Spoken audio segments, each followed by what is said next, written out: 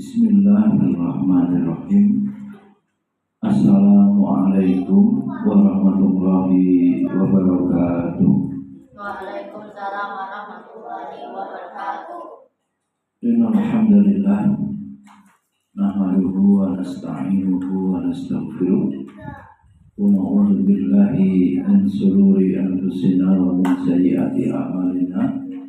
May yahdihillahu fala mudilla lahu wa may yudlilhu fala hadiya lahu. Asyhadu an la ilaha illallah wahdahu la syarika lah. Asyhadu anna Muhammadan abduhu wa rasuluh. Allah Ta'ala wa na'udzu billahi minasy syaithanir rajim. Bismillahirrahmanirrahim. Ya ayyuhalladzina amanu taqullaha haqqa tuqatih wa la tamutunna illa wa antum muslimun. Rasulullah sallallahu alaihi wasallam, itaqilah yasuma kunta wa atsbi sayyi'atal hasanata tampuha khaliqin nasa bi khuluqin hasanin. Amma ba'du, puji dan syukur senantiasa marilah kita panjatkan kehadirat Allah Subhanahu wa taala. Alhamdulillah bi ni'matihi tatimmus sholihah. Pada kesempatan pagi menjelang siang hari ini, di hari Jumat yang penuh berkah, kembali kita dapat bermajelis ilmu untuk mengkaji akidah dan hubungannya dengan tazkiyatun nafas, pensucian jiwa, karena menjadi fondasi, ya, perkara yang mendasar, fundamen bagi bangunan ajaran Islam atau bangunan dinul Islam di setiap pribadi kaum muslimin. Artinya termasuk juga fardu ain, ya, kedudukannya mempelajari akidah dan mempelajari pensucian jiwa. Kemudian sholawat beriring salam kita sampaikan kepada junjungan kita Nabi Muhammad sallallahu alaihi wasallam, keluarga, sahabat, tabi'in, tabi'ut tabi'in, dan kita semua umatnya yang senantiasa istiqomah mengikuti jalan beliau ila yaumil qiyamah. Hadirin rahimakumullah, Allah Subhanahu wa taala membimbing, ya, kita kepada agama Islam, ya, dinul Islam ini, dan menyatukan, ya, hati-hati kita, ya, qalbu kita dengan iman. Dia yang menyatukan kita secara kokoh itu iman, ya, kesamaan kita sebagai hamba Allah dan Abdullah, dan Khalifatullah, ya, Abdullah dan Khalifatullah sebagai abdinya dan wakilnya sama, ya, atas dasar keimanan kita bersatu. Kemudian Allah Subhanahu wa taala, ya, dengan kasih sayangnya, dengan rahmat pemurah rahman rahimnya, Allah Subhanahu wa taala mengutus manusia terbaik. Mengutus siapa? Manusia terbaik, yaitu Nabi kita Muhammad sallallahu alaihi wasallam. Dengan diturunkannya syariat Islam, petunjuk, ya, hidup, pedoman hidup, tidak berhenti di situ, Allah Subhanahu wa taala masih mengirim utusan dari kalangan manusia seperti kita. Ana basarun mislukum yuha. Saya manusia seperti antum juga, seperti kalian juga. Dalam surah Al-Kahfi yang maknanya mungkin untuk kita contoh, sangat mungkin untuk kita teladani, karena Nabi juga dari manusia juga, bukan malaikat gitu, bukan bulat sih. Itu bagian daripada apa? Kasih sayang Allah. Coba kalau nggak ada Nabi, gimana cara ibadah? Gimana memutuskan hukum? Gimana menjalani hidup ini? Manusia hanya apa? Mengira-ngira. Ya, karena Al-Quran banyak sifatnya mujmal. Al-Quran bersifat apa? Global. Dan yang merinci adalah hadis. Dan hadis itu dibawa oleh Nabi, tafsiri, ya, dirinci oleh Nabi. Maka sepatutnya, ya, sewajarnya, ya, semestinya kita senantiasa bersolawat. Allahumma sholli ala Sayyidina Muhammad wa ala ali Sayyidina Muhammad. Hadirin Allah, Allah Subhanahu wa taala mengutus nabinya sebagai apa? Dua, ya. Bisa ditulis banyak. Nabi itu diutus dua. Yang dibawa Nabi itu Basyiro wa Nadhiro. Apa itu Basyiro?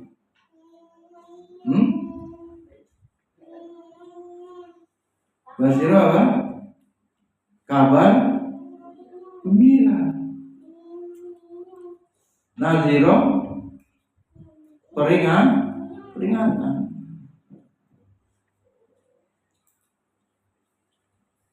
Lengkap sudah. Kabar gembiranya apa?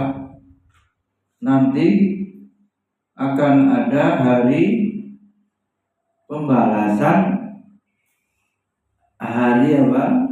Dihitung seluruh amal, maliki yaumiddin, yaumul hisab. Kemudian ditegakkan keadilan. Orang yang berbuat kebajikan amal soleh akan diberikan balasan pahala.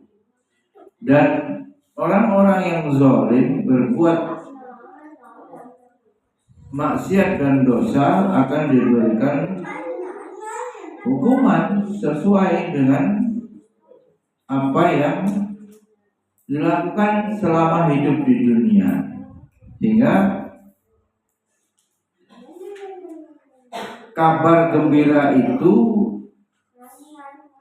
memberikan kepastian, ya, bahwa apa yang kita lakukan selama di dunia ini ada nilai, ya, ada faedahnya, dan kemudian menjadi bekal untuk atau menjadi penentu bagaimana nasib kita di kehidupan akhirat. Sukses atau gagal, ya, mendapatkan kebahagiaan atau kesengsaraan, apakah masuk ke dalam surga atau masuk ke dalam neraka, yang dua-duanya sifatnya apa? Kekal, khalidina fiha abada. Tidak seperti dunia yang sifatnya apa? Fana, sementara.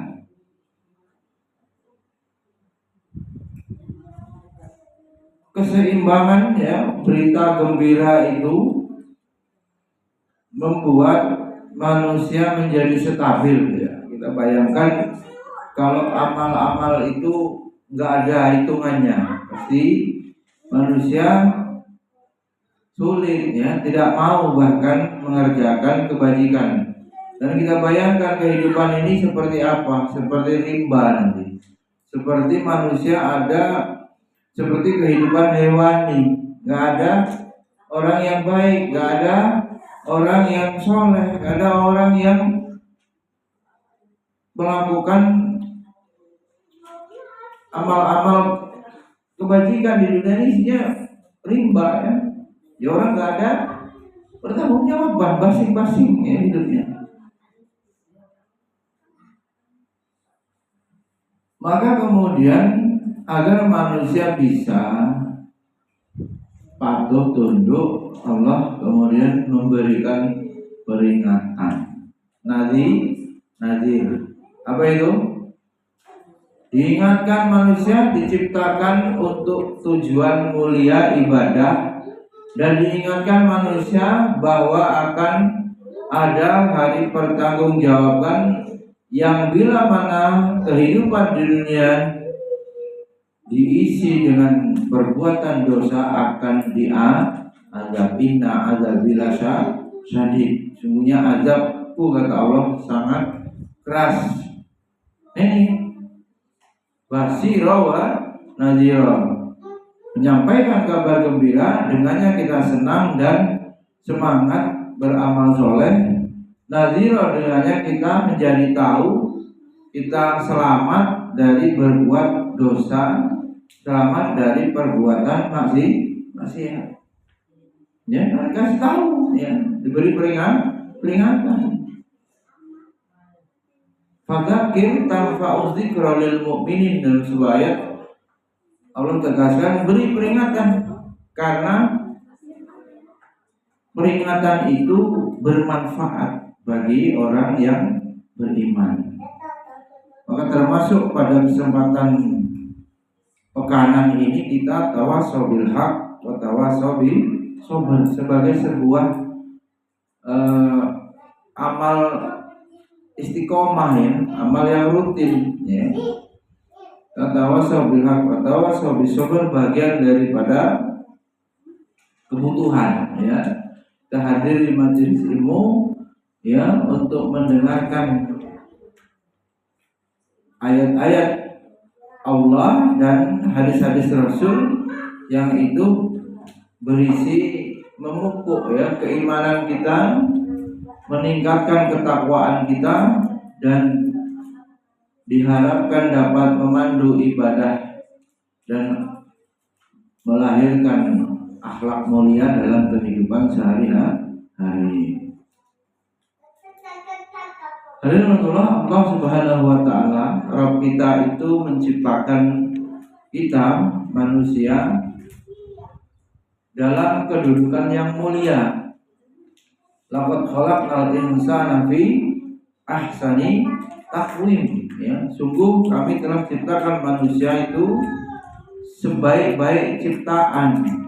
Laqad karamna bani Adam, dan telah kami tetapkan bahwa Bani Adam itu mulia, telah dimuliakan.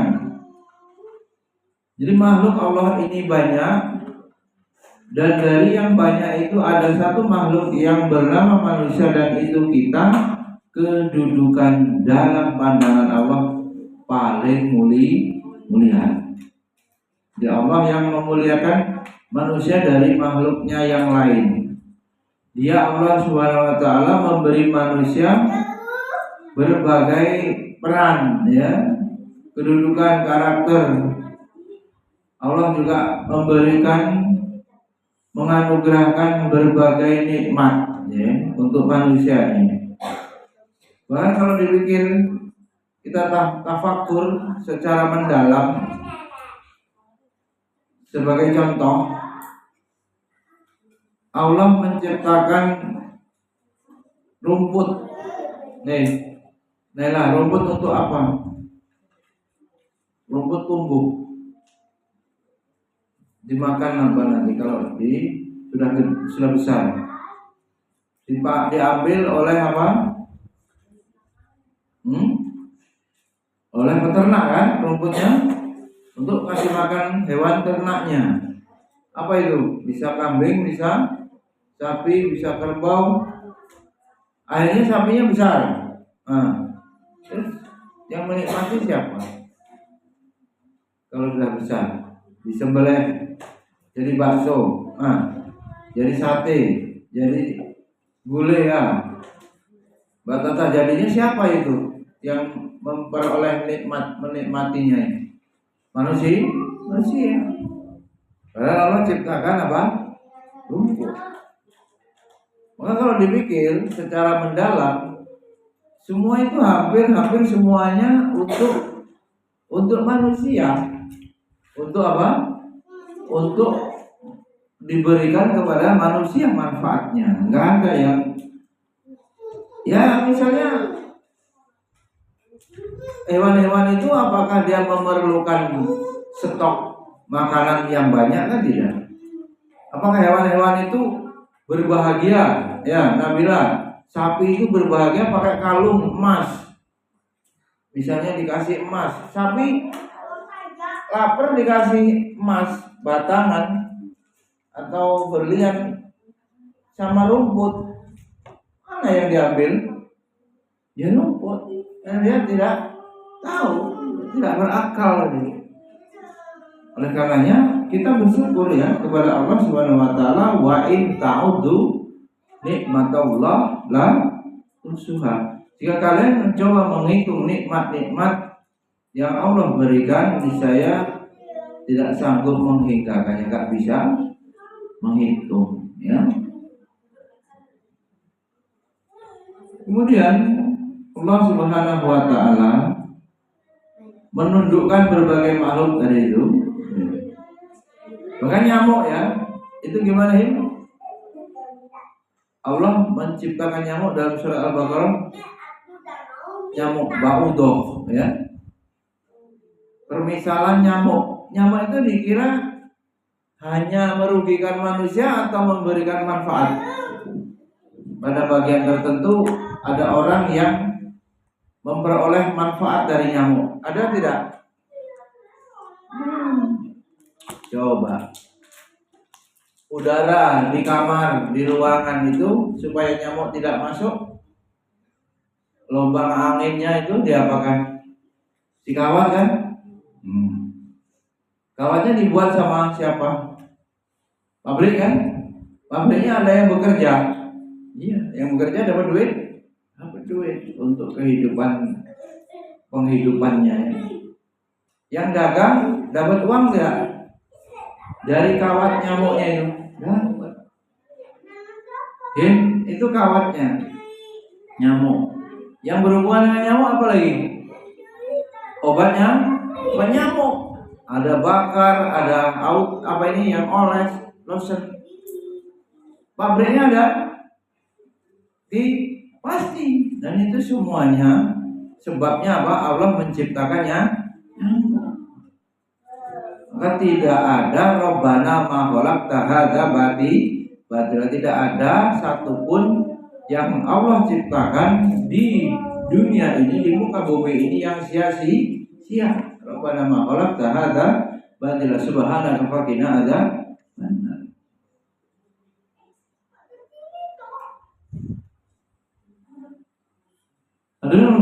Kemudian Allah Subhanahu wa taala, kita mentadaburi ya, akidah keyakinan kita semakin kuat ya dengan kita mendalami bagaimana kuasa Allah mencipta.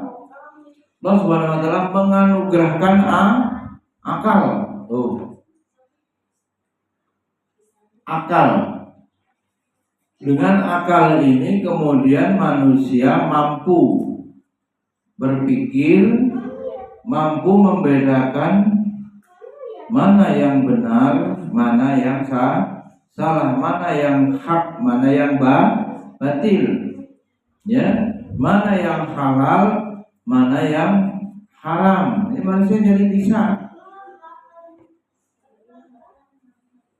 Tidak seperti hewan hanya memiliki apa? Otak ya. hanya memiliki insting naluri mungkin. Hewan berkembang biak, punya nafsu makan, ya. Kemudian hewan itu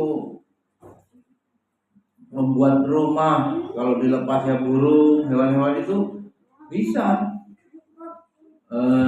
melindungi dirinya, ya. Setiap hewan punya cara melindungi. Allah memberikan itu semua, tapi itu tidak bisa membedakan, ya. Itu cuma insting naluri binatang, bukan akal. Dan akal ini hanya diberikan khusus oleh Allah kepada manusia. Gitu.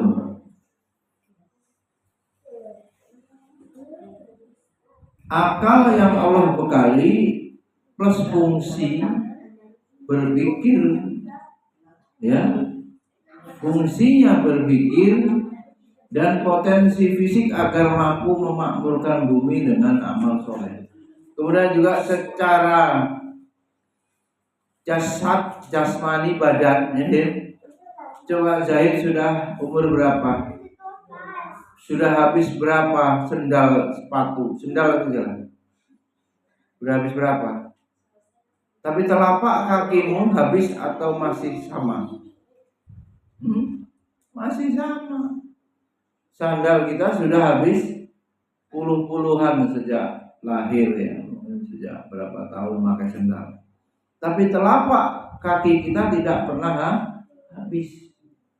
Bagaimana sama-sama digunakan berjalan menopang badan bergesekan dengan tanah lantai, kok nggak habis? Nah, kok nggak tipis? Ya, coba kita tadabburi, afala yatadabbarunal Qur'an wa fi anfusikum afala tubsirun. Dan dalam dirimu itu apakah kamu tidak mengambil pelajaran? Tuh. Ya. Dengan akal yang sehat, kemudian jasmani yang sehat, manusia lengkap sudah jasmani rohani memakmurkan bumi. Apa isinya? Dengan amal soleh. Perintah-perintah agama itulah yang membuat bumi ini, ya, menjadi teratur, berjalan indah, membawa maslahat. Kita lagi musim perang di dunia ini, kan? Sebenarnya apa sih yang diperebutkan selain ego dari setiap pemimpin, atau ingin dia dianggap menang, dianggap hebat, dianggap super power, kuasa dari bangsa atau negara lain. Tidak lain yang mereka cari adalah materi, ya. Kenapa harus perang? Ternyata di balik itu semua mereka ingin menguasai. Apa yang nggak bisa diperbaharui? Minyak, ya. Sumber daya alam itu kan tidak bisa diperbaharui. Minyak itu kalau habis ya sudah. Sementara manusia butuh minyak untuk memenuhi kebutuhannya, kendaraan atau mesin-mesin. Siapa yang punya itu, dia akan menguasai dunia. Maka pengetahuan umum, ilmu pengetahuan yang tinggi tidak diimbangi dengan iman, tidak dibarengi dengan takwa, akan melahirkan kemudorotan. Bayangkan, kita mengalami masa apa itu? Covid, ya. Sehingga Mbak Tatanya pindah mondoknya di lockdown di sini, di Jakarta. Tahun berapa itu? 2001 atau 2022? 2021, ya. 5 tahun yang lalu. Itu kalau ditelaah, ternyata orang itu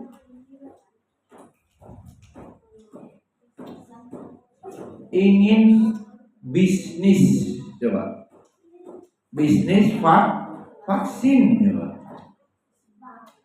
Orang yang memiliki pengetahuan ilmu vaksin supaya vaksinnya laku, laris, dibeli seluruh dunia, gimana? Virusnya dibuat, disebar sehingga orang akhirnya membeli vaksin. Belum lagi apa? Alat-alat kesehatan yang diperlukan, masker, APD, ya kan, alat pelindung diri, dan obat-obatan yang dibutuhkan, semuanya itu supaya apa? Mendapatkan untung atau dapat materi. Nah, dapatnya materi itu jahatnya manusia kalau tidak punya iman, menghalalkan segala cara, mengorbankan manusia. Ya, ada mungkin jutaan yang meninggal selama COVID. Demi apa? Demi supaya untung, supaya kaya. Alhamdulillah.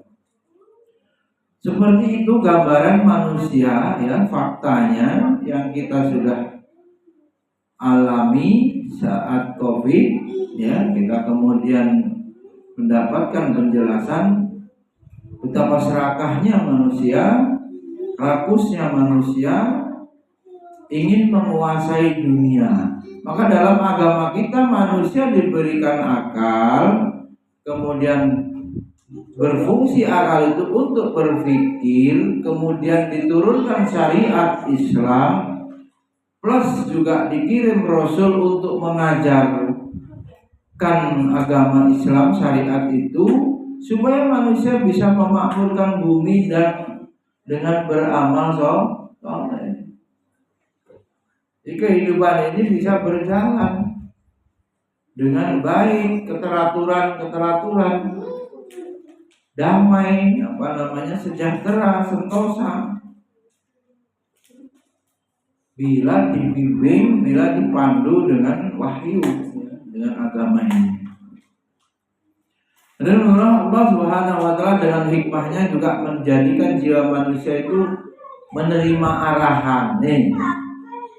Jadi manusia itu seburuk-buruknya saat Islam belum lahir itu, Islam yang dibawa oleh Nabi kita mengalami masa kekosongan. Nabi Isa sudah diangkat oleh Allah, selesai tugasnya, tapi Nabi Muhammad belum diutus kerasulannya. Apa yang terjadi? Kehidupan manusia utamanya di Jazirah Arab, kita baca sirah Arab, bangsa Arab pra-Islam, ya, mereka hidup dalam kejahiliahan, kebodohan, hidup rimba raya, hidup bermusuh-musuhan, berperang antar kabilah, mabuk-mabukan, ya, seperti ya kacau balau, ya. Bahkan ada yang baca sirah itu, seorang wanita ibu mengandung, perempuan mengandung, bila lahir anaknya perempuan dikubur kembali, dikubur hidup-hidup. Tidak boleh ada anak perempuan karena dianggap sial, rendah. Kita di sini di Lampung sering mendengar begal, rampok, ya.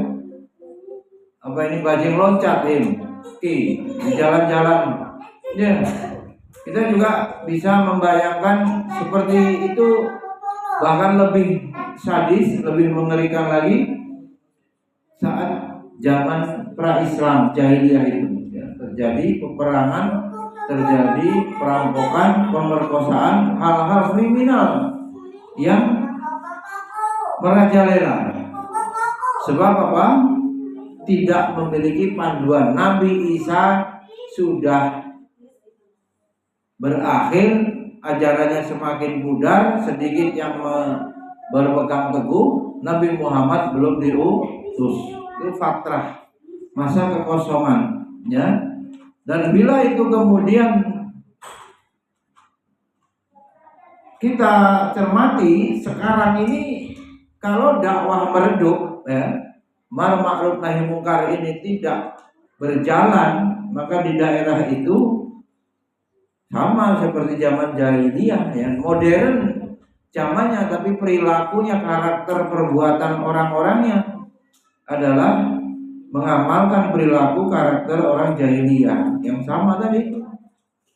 Judi, ya sekarang judinya juga berbasis ini apa, online, ya, judol. Belum lagi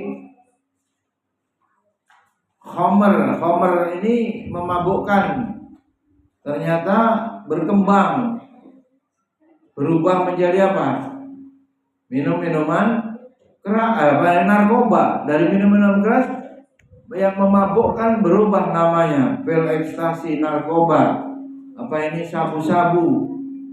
Istilahnya pun banyak berkembang.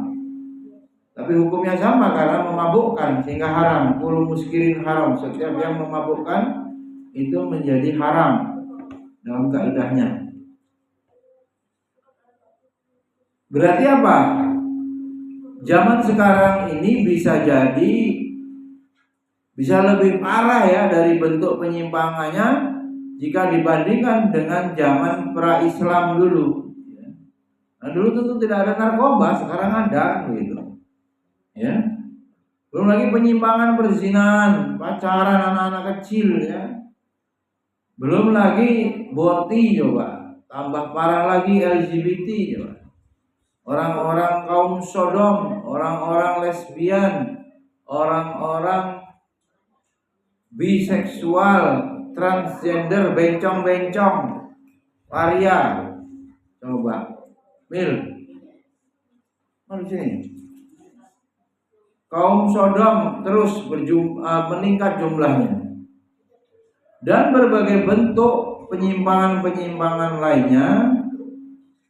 Inilah kemudian pentingnya kita mendidik jiwa, ya, membangun akidah yang kokoh dan mendidik jiwa kita supaya suci. Kita melakukan apa? Pensucian jiwa.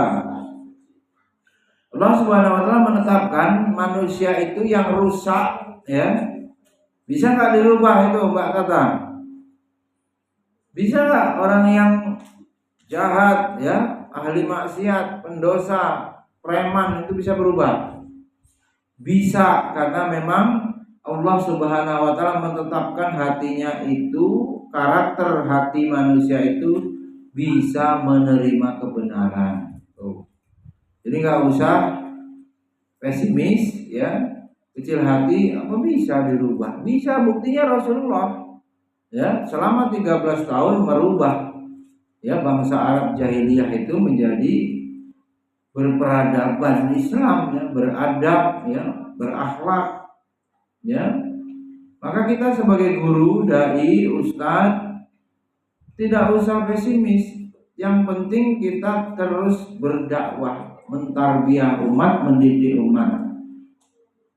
Hasilnya kita bertawakal kepada Allah setelah ikhtiar dan doa. Manusia itu bisa menerima arahan. Manusia sejahat apapun bisa menerima hidayah, kebaikan, ya.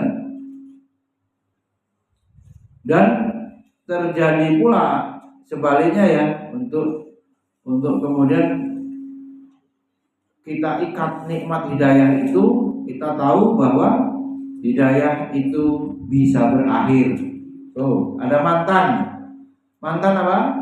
Ustadz, mantan ustazah, mantan orang soleh, mantan anak baik jadi anak nakal, mantan juara kelas jadi maling, koruptor, ya kan? Orang-orang yang korupsi itu sekolahnya tinggi, pendidikannya tinggi, nilai-nilainya bagus, pintar, kemudian akhirnya masuk penjara, jadi maling, ya, jadi koruptor. Oleh karenanya kita harus mensyukuri, ya, menjaga betul Jangan sampai hidayah yang Allah berikan itu berhenti. Jangan sampai hidayah yang Allah berikan itu terputus. Jadi nikmat yang teragung, nikmat yang termahal yang harus kita siapkan, syukuri dan terus senantiasa mohon adalah nikmat hidayah Islam atau hidayah taufik, hidayah iman dan Islam yang tak ternilai harganya. Kemudian Allah, manusia Allah istimewakan ya dengan memiliki sifat ya karakter wataknya, ada yang keras, ada yang lembut. Mil, ditulis Mil. Oke, mana tulisannya? Manusia punya karakter keras, lembut, ya. Ada juga gampang putus asa. Ada manusia yang suka gembira, ada manusia yang sabar, ada manusia yang tukang ngeluh, ya lengkap. Ada manusia yang sombong, ada yang tawadu, ini semua berpasang-pasangan lengkap ya. Ada yang gampang marah, ada yang penyabar, sensitif, ada yang lawannya bebal, istilahnya apa? Enggak gampang tersinggung. Ada daerah yang aman, ada daerah yang perang, ada rasa aman, ada rasa takut. Semuanya lengkap. Ya. Maka di situ kondisi-kondisi yang ada itu ada perubahan-perubahan ya. Jadi tidak tetap. Jika setiap muslim mampu menundukkan keburukan jiwanya, ini poinnya. Jika setiap kita orang beriman, orang muslim itu mampu ya. Mil, tulis Mil, mampu menundukkan keburukan jiwanya. Sebagaimana kita ketahui manusia diilhami fa'alhamaha ujuraha wa taqwaha. Manusia Allah berikan ya, Allah ilhamkan potensi berbuat fajir, dosa atau takwa atau berbuat amal soleh kebaikan ya. Dua-duanya Allah anugerahkan ya potensi itu. Nah, orang yang mampu membimbing jiwanya ke jalan yang baik, ke jalan yang hanif, maka orang itu yang sukses. Sukses itu sederhana, mampu mendidik jiwanya mengikuti ya perintah Allah, tidak menjadi pengikut hawa nafsunya. Hawa nafsu ini tabiatnya bertentangan dengan perintah Allah. Ya, jadi yang disukai nafsu syahwat ini nggak sama ya, atau berlawannya ya.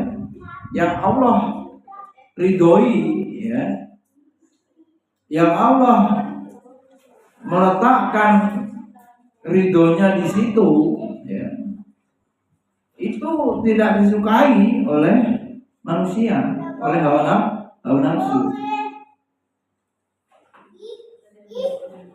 Sehingga manusia banyak yang tergelincir ya, manusia yang banyak yang tersesat, tidak sukses.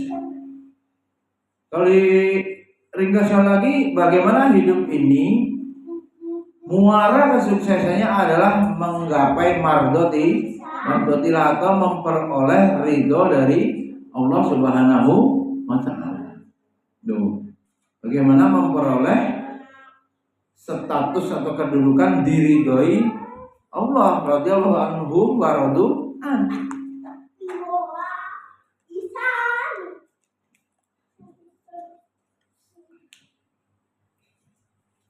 Dalam kenyataannya kalau jiwanya mengikuti hawa nafsu, ini yang kebanyakan, akhirnya manusia itu sesat, rugi hidupnya ya. Allah kemudian telah firmankan, a'udzubillahi minasyaitonir rajim, wa nafsin wa ma sawwaha wa alhamaha fujuraha wa taqwaha qad aflaha man zakkaha wa qad khaba man dassaha. Dan demi jiwa dan penyempurnaannya, kemudian ia mengilhamkan kepada manusia itu dosa dan takwa. Maka sungguh sukses bagi orang yang membersihkan jiwanya tadi, dan sesat bagi orang yang atau khoba, ya, orang yang mengotorinya. Maka dari dulu hingga sekarang ini, ya, kita saksikan telah ada berbagai cara manusia dalam berinteraksi dengan jiwa, ya. Dan terdapat pula berbagai pendapat mengenainya. Di antara mereka ada yang sibuk, ya, meneliti hakikat dan aksiomanya hingga pembahasannya menjadi rancu dan tidak pernah mantap kebenarannya. Orang meneliti ini rancu nih, bahkan menimbulkan benturan dan ketidakjelasan. Ini kelompok ini yang salah ini, hingga manusia tambah menyimpang. Berbagai agama yang menyimpang dan aliran-aliran tidak mampu mewujudkan stabilitas dan harmoni kehidupan manusia, bahkan hanya menambah kehancuran yang disebabkan oleh penyimpangan dari fitrah, dan banyak yang menyimpang kepada khurafat dan keyakinan-keyakinan yang batil, yang akidah yang batil. Bahkan psikolog modern, ya, sekuler, malah merendahkan gambaran martabat manusia. Ini menilai manusianya keliru. Psikolog modern mereka menyamakan manusia dengan hewan, naudzubillah, yang dianggapnya manusia itu cuma menuruti apa? Insting, ya, menuruti naluri-naluri kayak hewan.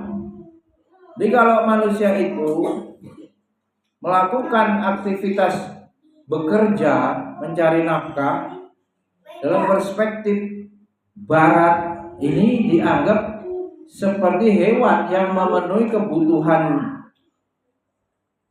hidupnya hewan. Jadi dapat uangnya untuk membiayai kehidupannya, kemudian melampiaskan memenuhi kebutuhan biologisnya. Tidak ada nilai ibadah, ya karena hewan. Manusia dianggap begitu. Psikolog barat merendahkan nilai-nilai luhur manusia, bahkan menjadikannya hanya seperti robot, ya, tanpa nilai, tanpa roh, ya, tanpa ruh. Bahkan robot yang berubah-ubah tanpa hati, yang nggak mungkin robot yang punya hati. Menjadi pribadi yang split, terpecah dan dikuasai oleh hawa nafsu. Itu orang-orang psikolog barat itu dalam memahami manusia. Kemudian dalam hantaman gelombang berbagai aliran pemikiran dan akidah, manusia kemudian berupaya untuk mencari jalan penyelesaian, jalan keselamatan, ya, yang dapat membimbingnya agar ia dapat hidup di bawah naungan limpahan kemuliaan yang memberikan ketenangan jiwa. Pada akhirnya manusia kan pengen bahagia. Di antaranya tenang jiwanya. Maka kemudian ia bertanya dengan sedih, di mana aku akan menemukan atau kutemukan kehidupan yang baik dan kebahagiaan yang hakiki. Dia tanya begitu. Dan siapa yang dapat membimbingku? Ini kegelisahan manusia sampai pada pertanyaan itu.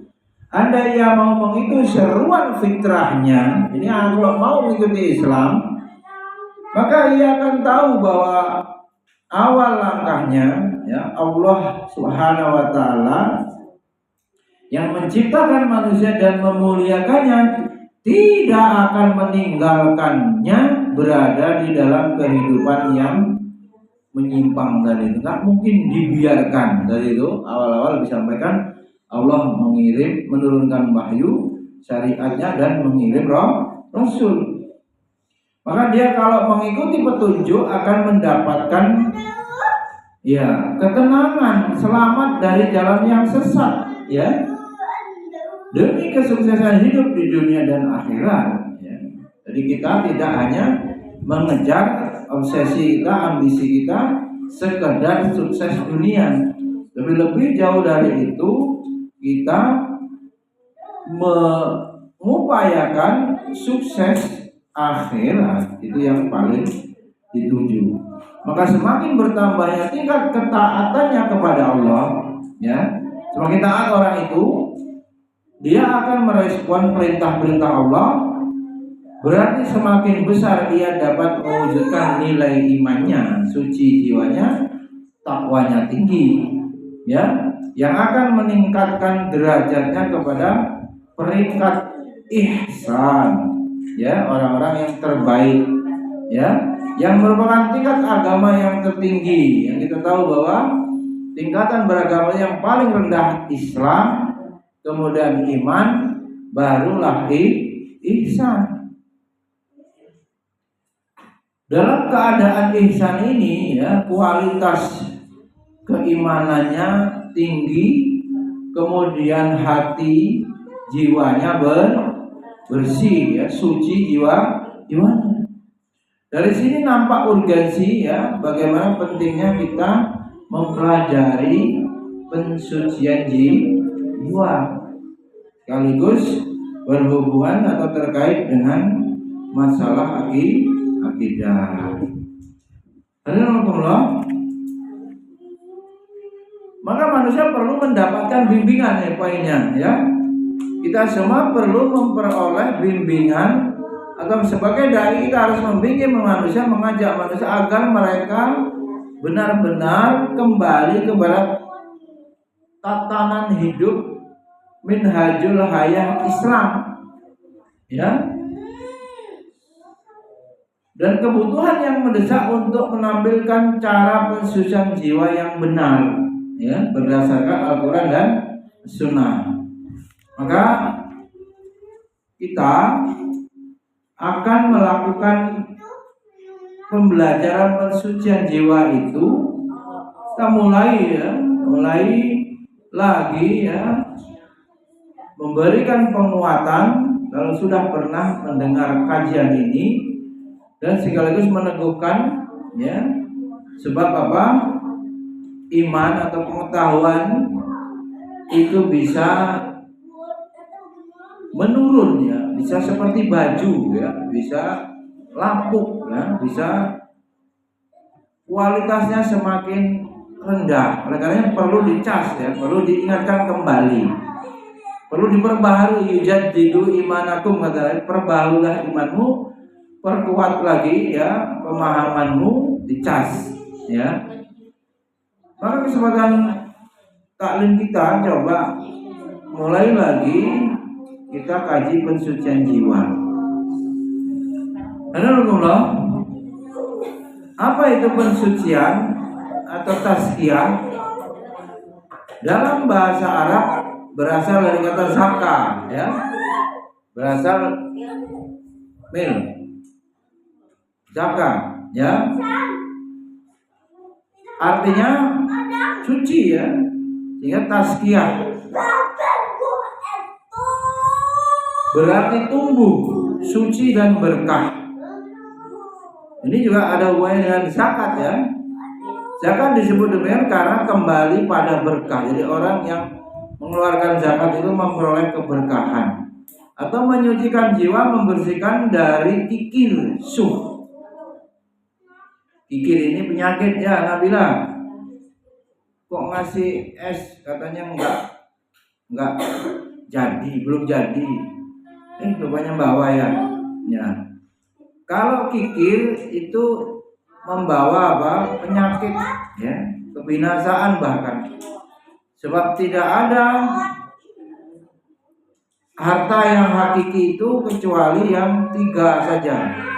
Yang hakiki harta itu yang 3. Yang pertama dari 3 itu, yang dimakan jadi kotoran, yang dipakai jadi lusuh, semuanya hilang.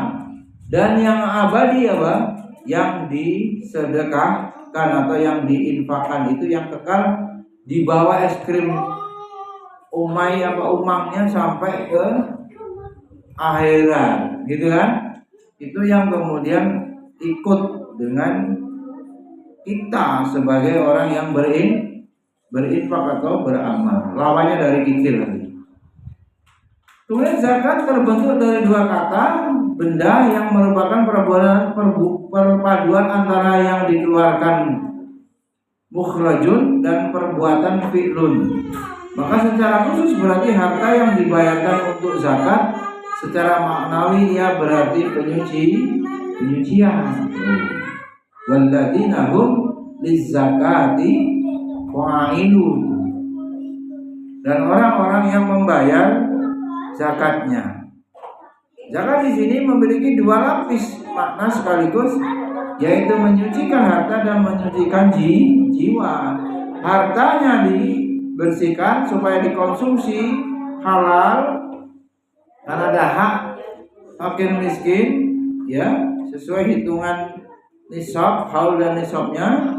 Kemudian jiwa manusia itu dari kemelekatan, apa itu?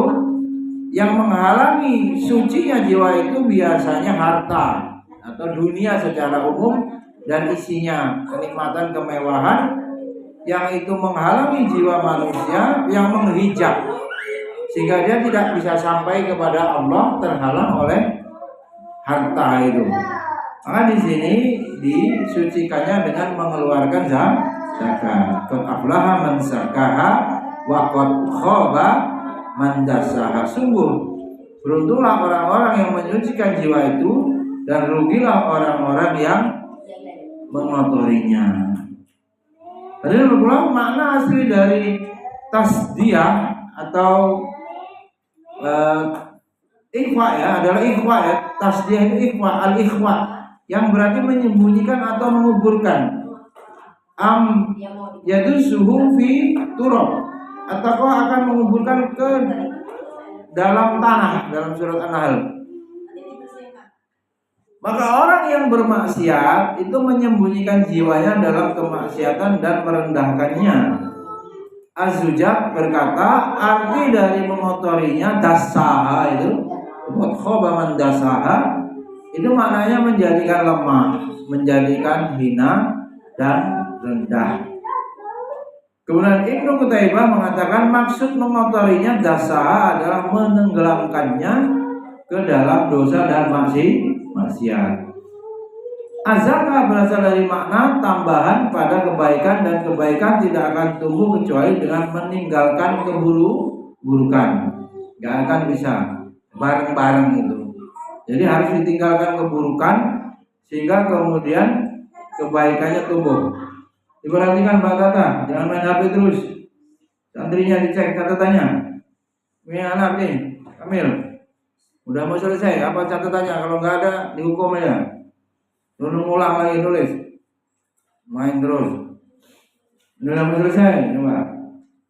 Ibnu Taimiyah menjelaskan atas dia berarti menjadikan sesuatu menjadi suci, baik zat maupun keyakinan dan bentuk fisiknya. Fala tuzakku anfusakum. Fala tuzakku anfusakum, maka janganlah kamu mengatakan jiwamu suci. Jangan merasa suci. Yang sering diingatkan Rasul untuk mengingat dosa. Enggak usah menghitung-hitung amal ya. Bahkan disuruh melupakan amal, tapi ingatlah dosa. Kemudian kata ini disebut pada beberapa tempat di Al-Quran. Kadang-kadang dikaitkan kepada Allah dan kadang-kadang dikaitkan kepada hamba-hambanya ya. Faratuzakku anfusakum ini. Maka ayat Al-Quran yang di dalamnya terdapat kata tazkiyah maknanya dapat diringkas menjadi 4. Kata tazkiyah di Quran itu maknanya diringkas jadi 4 ya. Coba tak disuruh nusa, jangan main HP terus. 1, tazkiyah bermakna yang terkait pada Allah, yang berarti hidayah. Tuh, Tazkiyah itu artinya ada 4. Yang pertama, yang berhubungan dengan Allah berarti petunjuk atau hidayah dan taufik. Balillahu yuzakki mayyasha. Tuh, nanti ngapal Quran ketemu surat An-Nisa ayat 49. Balillahu yuzakki mayyasha. Maksudnya apa di situ? Menyucikan di situ maksudnya hidayah, taufik. Ya, sebagaimana juga dikaitkan kepada Allah di akhirat bermakna penyucian bagi orang-orang beriman dari noda dan dosa. Wala yukallimuhumullahu yaumal qiyamati wala yuzakkihim walahum adzabun alim. Itu dalam surat Al-Baqarah. Al-Baqarah 174. Dan Allah tidak akan berbicara kepada mereka di hari kiamat, juga tidak akan menyucikan mereka. Maksudnya Allah tidak memberi hidayah. Jadi tazkiyah di situ artinya hidayah. Ya. Itu yang pertama. Kemudian yang kedua, tazkiyah yang dikaitkan dengan Rasulullah Shallallahu Alaihi Wasallam. Karena Rasulullah adalah seorang pendidik dan penyuci umatnya. Ini. Jadi guru itu pertama, Kiai Haji Hasyim Asy'ari tegaskan yang harus dilakukan adalah mensucikan jiwa muridnya. Baru bisa belajar Quran, ngapal, bisa manfaat, ya, belajar ilmu akidah, fikih bisa manfaat kalau hatinya sudah suci. Dan Rasulullah ditugaskan itu. Rasulullah ditugaskan untuk mengajari manusia. Al-Baqarah 151 di murojaah kama arsalna fikum rasulan minkum yatslu alaikum ayatina wa yuzakki wa yu'allimuhumul kitab wal hikmah. Ya, perhatikan betul. Sebagaimana kami telah menyempurnakan nikmat kami kepadamu dan kami telah mengutus kepada kalian seorang rasul dari kalangan kamu sendiri yang membacakan ayat kami kepadamu dan menyucikan kamu dan mengajarkan kepadamu kitab dan hikmah. Ya, jadi ada yang kedua, tazkiyah bermakna dikaitkan tugas Rasul mensucikan, membimbing manusia. Ya, laqad manallahu 'alal mu'minina idh ba'atsa bihim rasulan min anfusihim yatlu 'alaihi ayatihi wa yuzakkikum. Ya, membersihkan jiwa di situ tugas Rasul. Gimana caranya ya? Rasulullah kemudian mengajarkan Al-Quran, ya, tujuannya untuk mensucikan. Khudh min amwalihim shadaqatan tutahhiruhum wa tuzakkihim. Ambillah sebagian harta mereka sebagai sedekah dan untuk menyucikan jiwa. Kemudian yang ketiga, tazkiyah dikaitkan kepada hamba karena ia menyucikan jiwanya dengan iman. Firman Allah surat As-Samas nih, qad aflaha man zakkaha. Sungguh sukses, beruntung orang yang mensucikan jiwanya. Wa aqimus sholata wa atuz zakata warka'u ma'a raki'in. Ya, falyamdur ayyuha aska ta'ama. Maka perhatikan siapa yang paling suci, aska. Nah, saudara mundur. Nah, aska yang paling suci. Kemudian yang keempat, yang terakhir, makna tazkiyah. Makna tazkiyah disebut di dalam Al-Quran sebagai pernyataan penyucian. Pernyataan penyucian karena manusia suka memuji dirinya sendiri, berbangga diri dan memperlihatkan kebaikan dan takwanya, padahal itu tercela. Nggak boleh bangga-bangga diri itu. Lam tara ilal ladzina yuzakku anfusahum balillahu yuzakki may yasha. Tidak engkau memperhatikan orang-orang yang menganggap dirinya suci, padahal hanya Allah lah yang menyucikan siapa yang ia kehendaki. Fala tuzakku anfusahum huwa a'lamu bimani taqwa. Maka janganlah kamu menganggap dirimu suci, dia mengetahui, Allah yang mengetahui siapa yang benar-benar bertakwa. Mudah-mudahan bermanfaat. Subhanallahumma wa bihamdika asyhadu an la ilaha illa anta astaghfiruka wa atubu ilaik. Assalamualaikum warahmatullahi wabarakatuh. Waalaikumsalam warahmatullahi